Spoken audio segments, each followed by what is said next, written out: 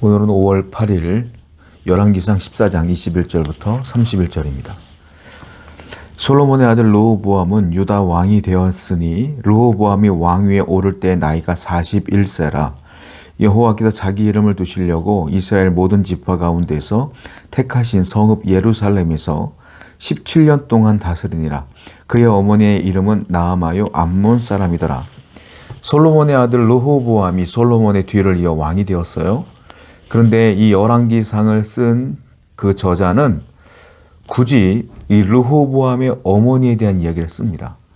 21절을 보게 되면 그 어머니의 이름은 나아마다 이렇게 표현하고 있는데, 특별히 뒤에 뭐라고 써있느냐면 그 나아마는 르호보암의 어머니는 암몬 사람이었더라 이렇게 표현하고 있어요. 암몬 사람. 여러분, 왜 암몬 사람이 르호보암의 어머니였느냐면 솔로몬 왕 때에 정략 결혼을 통해서 수많은 이방 사람들을 솔로몬이 허락을 했습니다. 그러다 보니까 이스라엘 전체적으로 보았을 때에 그 이방 여인들이 들고 온 우상들이 이스라엘 전체를 지배했다는 거예요.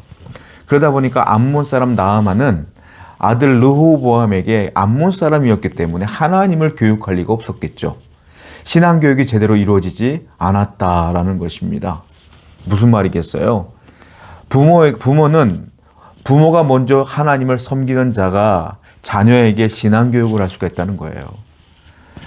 우리 부모된 우리가 자녀들에게 신앙교육을 제대로 해야 그 신앙이 그대로 흘러가고 물려받게 되지 않겠느냐라는 겁니다. 르호보암은 어머니로부터 신앙교육을 제대로 받지 못했다. 그래서 하나님을 떠나는데 전혀 주저함이 없고 하나님께 기도하지 아니하며 말씀에 순종하지 아니하며 자기 마음대로 사는 것을 보게 돼요. 성도 여러분, 그렇습니다. 우리는 항상 우리 자녀를 위해 기도해야 되며 신앙의 유산을 남기기 위해 기도해야 될 줄로 믿습니다. 22절입니다. 유다가 여호와 보시기에 악을 행하되 그의 조상들이 행한 모든 일보다 뛰어나게 하여 그 범한 죄로 여호와를 노엽게 하였으니, 유다가 여호와 보기에 악한 일을 했단 말은 무슨 말이냐면 이스라엘 전체가 악한 일을 했다는 거예요. 그런데 이스라엘 전체가 악으로 물들 수밖에 없었던, 죄로 물들 수밖에 없었던 이유가 무엇이냐면 왕이 하나님을 떠났기 때문에 그래요. 르호보암이 하나님을 섬기지 않았기 때문에 그래요. 그러니까 이스라엘 전체적으로 볼 때 왕이 죄를 짓는 걸 방관하니까, 죄인지도 모르니까, 그렇기 때문에 유다 전체가 하나님을 떠날 수밖에 없었다라는 겁니다. 우리는 알 수 있는 게 있어요. 무엇이냐면 지도자를 잘 만나야 된다는 겁니다. 백성은 하나님을 두려워하는 자를 만나야 되는데 하나님을 업신여기는 르호보암이 왕위에 앉다 보니 이스라엘 전체적으로 다 죄악으로 물들게 될 수밖에 없었다라는 겁니다. 여러분, 그렇습니다. 여러분의 인생을 살아가는데 좋은 지도자를 만나는 게 중요해요. 먼저는 이 나라와 이 민족을 위하여 기도해야 될 줄로 믿습니다. 하나님을 섬기는 좋은 지도자를 만나야 돼요. 그리고 여러분의 영적인 영향력을 끼치는 좋은 영적인 리더를 만나야 돼요. 우리가 교회에 가면 목사님들을 만나지 않습니까? 그 목사를 통하여 받는 그 말씀들이 여러분들의 영적으로 굉장히 중요한 역할을 하기에 좋은 리더를 만나야 돼요. 그렇기 때문에 여러분의 교회를 섬기고 있는 이 목사를 위해서도, 저를 위해서도 늘 기도하셔야 돼요. 제가 변질되거나 제가 말씀을 소홀히 하게 되면 여러분들도 병들 수밖에 없기 때문에 그래요. 목회자는 그러므로 성도를 위해 늘 기도하고, 성도들은 이 목회자가 변질되지 않도록 늘 기도해 주셔야만 합니다. 그래야 저도 건강하고 여러분도 건강하여 하나님께서 원하시는 교회를 만들어갈 수가 있습니다. 24절입니다. 그 땅에 또 남색하는 자가 있었고 여호와께서 이스라엘 자손 앞에서 쫓아내신 국민의 모든 가증한 일을 무리가 본받아 행하였습니다.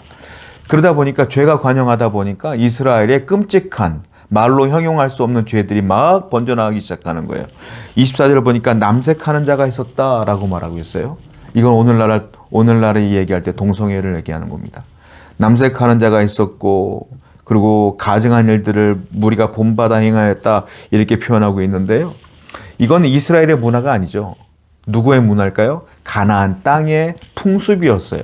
그래서 하나님께서는 이런 일이 벌어질까 봐 이스라엘 그 여호수아에게 가나안을 정복할 때에 가나안 민족을 다 진멸하라고 했거든요. 그런데 결국은 이스라엘 사람들이 가나안 땅에 있는 사람들을 진멸하지 못했고, 시간이 흐르면서 솔로몬은 그들과 함께 정략 결혼을 하면서 그들에게 여러 가지 자유를, 권한을 주면서 서로 섞여 살게 되면서 그들의 풍습과 문화가 이스라엘 전체적으로 다 스며들게 되었다.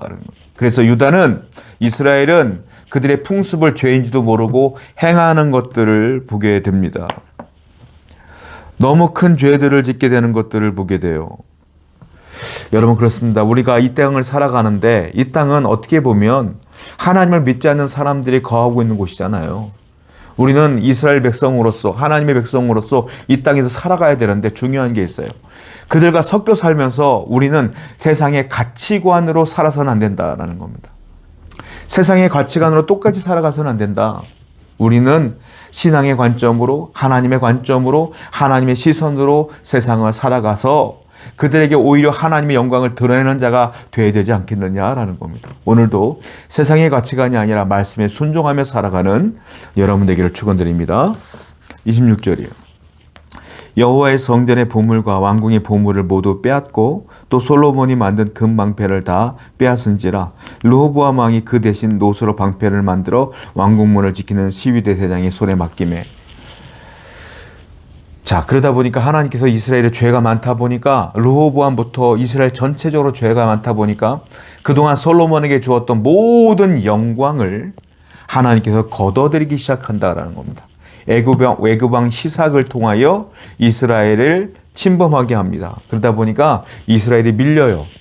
아니, 이스라엘이 군사력으로 밀릴 리가 없죠. 솔로몬 때는 어마어마했으니까요. 그런데 밀려요.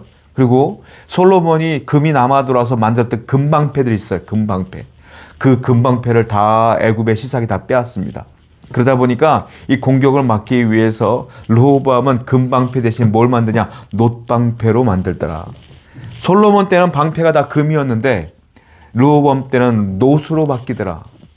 하나님께서 한순간 이스라엘 땅을 몰락시키기 시작해요. 죄가 있다 보니까 영광을 다 거둬들이기 시작해요.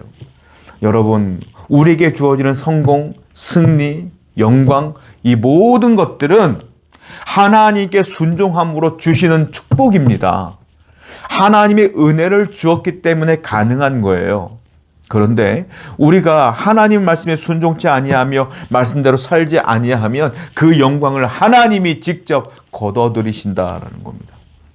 이 땅에서 승리하며 감사하며 정말로 하나님 앞에 영광 돌리며 살기 원하신다면 세상의 가치관이 아니라 하나님 말씀에 순종하며 살아야 될 줄로 믿어요. 오늘도 하나님의 은혜를 구하고 말씀대로 살아가는 여러분 되기를 축원드립니다. 기도하겠습니다. 하나님, 온전히 하나님만을 의지하며 성공하며 승리하며 살아가게 해 주시옵소서. 예수님의 이름으로 기도드렸습니다. 아멘.